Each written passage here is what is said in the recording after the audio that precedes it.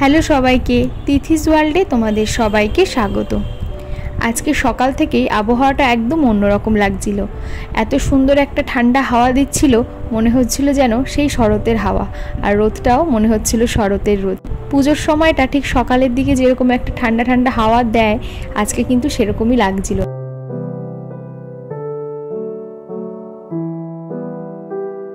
আর মাম্মাকে তো এই দুলালের তাল মিছরিটাই খাওয়াই, তো আগেরটা শেষ হয়ে গেছে বলে আবার এই কৌটোটা এনেছে। ওর জন্যই যেহেতু এই মিছরির গুঁড়োটা আনা, এই একটা কৌটো মোটামুটি 2 মাস অবধি চলে যায়। এই দুলালের তাল মিছরির মধ্যে না অনেক বড় বড় মিছরির টুকরো থাকে। আগে একটা থালার মধ্যে ঢেলে নিয়ে বড় টুকরোগুলোকে রেখে দিই, আর একদম ছোট টুকরোগুলো বা নিচে যে গুঁড়ো থাকে সেটাকে নিয়ে মিক্সিতে একটু পাউডার করে নিয়ে এক কৌটোর মধ্যে ভরে রাখি, আর এটাকেও ফ্রিজের মধ্যেই রাখবো, তাহলে একদম পাউডারের মতন থাকবে। বাইরে থাকলে অনেক সময় বৃষ্টির জন্য কি হয়, একটু জল বেরিয়ে যেতে পারে, সেই জন্য আমি গুঁড়ো করে একবারে ফ্রিজে এটা রেখে দিই। তারপরে মিক্সির মধ্যে আবার একটু মুড়িও গুঁড়ো করে রাখলাম। এই মুড়ির গুঁড়োটাও মাম্মার জন্য কিছুটা করে রেখে দিলাম, যখন শেষ হয়ে যাবে আবার করব। মাম্মার জন্য আমি আগের দিন এনেছিলাম সিলিকনের একটা ফিঙ্গার ব্রাশ। মাম্মার এখন 4-5টা মতন দাঁত উঠেছে, তো ওদের মাড়িটা যেহেতু প্রচণ্ড নরম, তো বাচ্চাদের যদি কোনো ব্রাশও আনি, আমার মনে হয় হয়তো মাড়িতে একটু ব্যথা পেতে পারে, আর ওরা তো বলতে পারে না, ওদেরই অসুবিধা হবে। সেই জন্য ভাবলাম নর্মাল ছোটদের ব্রাশ না কিনে প্রথমেই ওর জন্য এই সিলিকনের ব্রাশটা কিনি। এটা 6 মাস পর থেকেই তোমরা বাচ্চাকে ইউজ করতে পারো, মানে দাঁত ওঠার আগেও তোমরা এটা ব্যবহার করতে পারো, জিভ পরিষ্কার করার জন্য বা মাড়িতে আস্তে আস্তে মাসাজ করার জন্য। কারণ সেটা 6 মাসের পর থেকে আস্তে আস্তে বাচ্চাদের দাঁত ওঠার একটা টেন্ডেন্সি থাকে, তো ওদের মাড়িটা প্রচণ্ড শিনশিন করে। সেই সময় তোমরা এই ধরনের ব্রাশ ব্যবহার করতে পারো।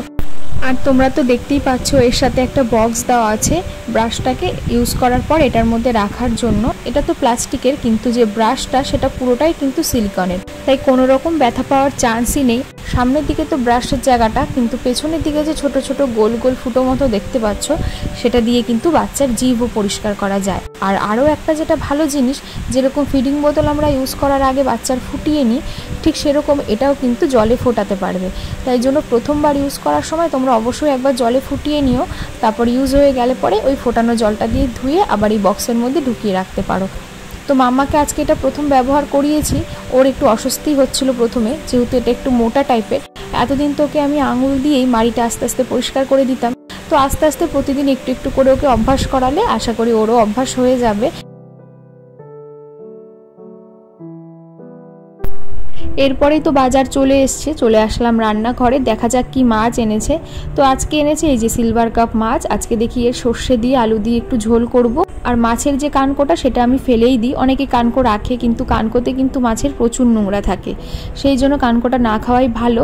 আর বাজার থেকে এনেছিল লাল শাক, জলপাই আর কাঁকরোল, আর মোটামুটি টুকটাক বাজার রয়েছে, সেই জন্য অল্প করেই বাজার এনেছে। আর কালকে রাতেই একটু মুসুর ডাল ভেজানো ছিল, তো সেটার আজকে বড়া করব, সেই জন্য মুসুরির ডালটাকে ধুয়ে নিয়ে লঙ্কা নুন দিয়ে মিক্সিতে পেস্ট করে নেব। আর এর মধ্যে দেব একটু নারকেল। আমরা একটু রান্নায় নারকেল সর্ষে এসব তো খাই, তাই ফ্রিজে নারকেল সবসময় থাকে। কিছুটা নারকেল 2-3 দিন ধরে ফ্রিজে ছিল, 2-3 দিন হয়ে যাওয়াতে একদম খোসা সমেতই নারকেলটা উঠে আসে। এরকম নারকেলও কিন্তু তোমরা রান্নায় দিতে পারো, সেই জন্য এরকম জলের মধ্যে একটু ভিজিয়ে রেখে দিয়েছিলাম। এবার জলের থেকে তুলে মিক্সিতে দিয়ে একবারে সব কিছুকে পেস্ট করে নেব, তাহলে কিন্তু নারকেল কোড়ার মতনই কাজ করে। এরপরে পেঁয়াজ, কালো জিরে আর হলুদ দিয়ে দিলাম, আর নুন তো আগেই দিয়েছি। দিয়ে ভালো করে মেখে এগুলো ছোট ছোট করে একটু বড়া করে নিলাম। গরম ভাতের সাথে খেতে সকালবেলা খুব ভালো লাগে।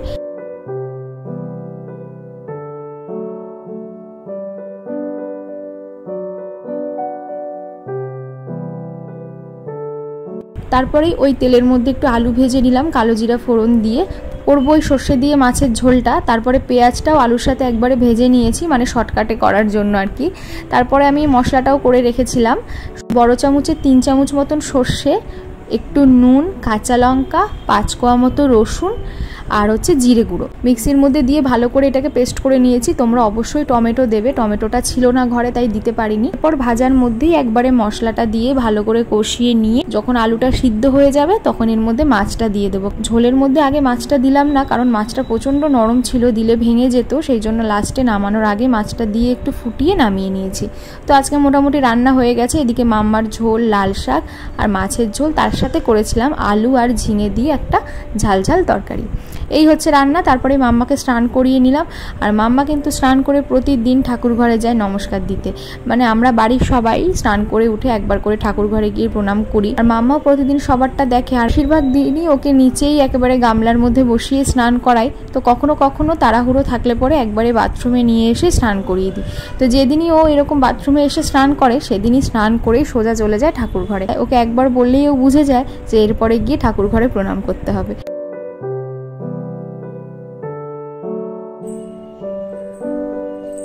কোথায় যাচ্ছ? ঘরে আসো, ঘরে ঘরে, এই যে ঘরে।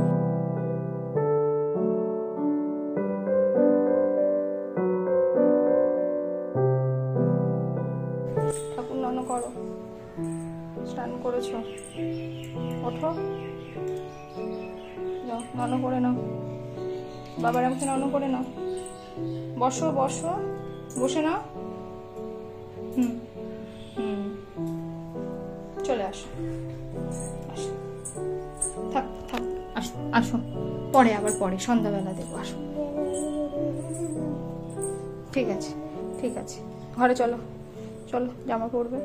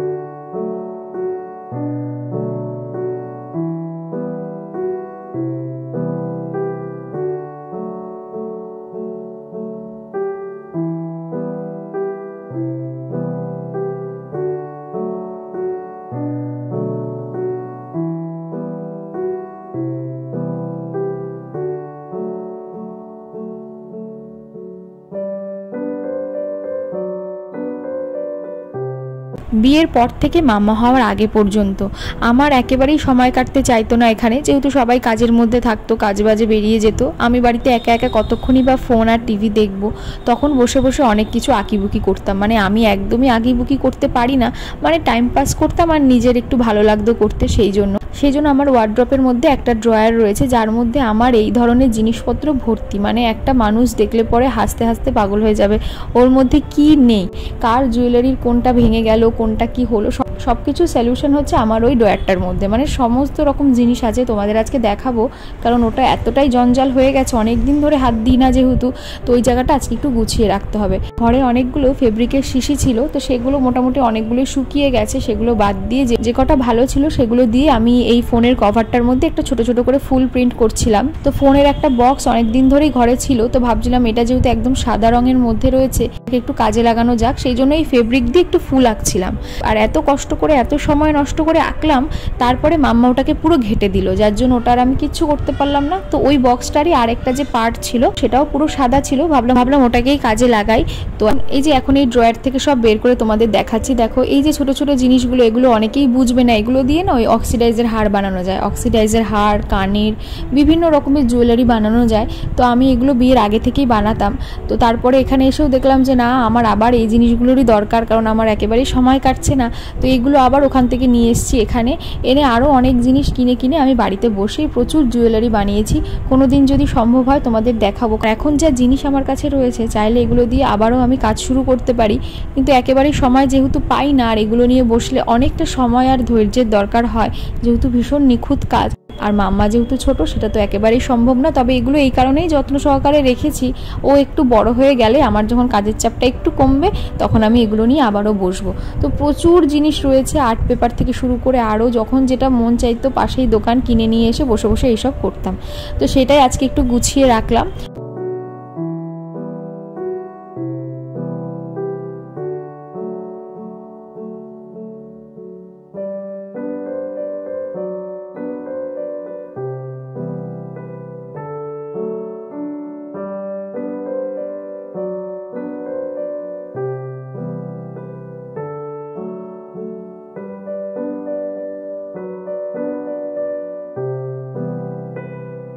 আর ওই যে বলছিলাম ফোনের বক্সটা দিয়ে কি করব, প্রচুর নেল পলিশ আমার ঘরে জমে গেছে। সব মেয়েদেরই ভীষণ একটা পছন্দের জিনিস হচ্ছে এই নেল পলিশের কালেকশন, সবার কাছেই প্রচুর থাকে।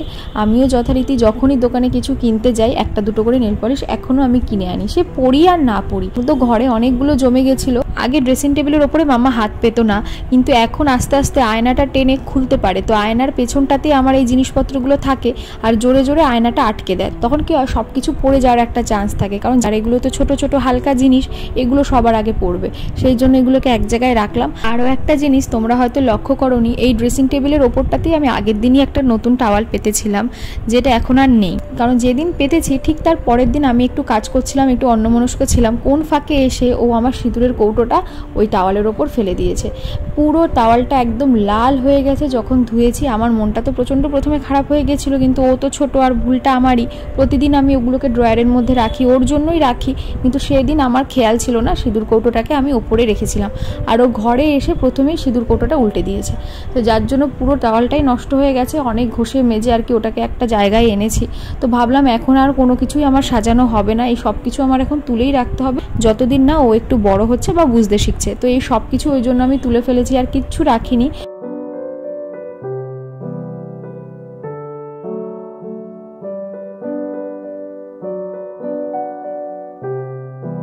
আর এদিকে দেখো রান্নাঘরে চলে এসেছি মাম্মার জন্য রাতের খাবার করতে। রুটিগুলোকে জল থেকে একটু চেপে তুলে নিয়ে হাত দিয়ে নরম করে দুধ আর একটু মিছরির গুঁড়ো দিয়ে ওকে রাতে খাওয়াই।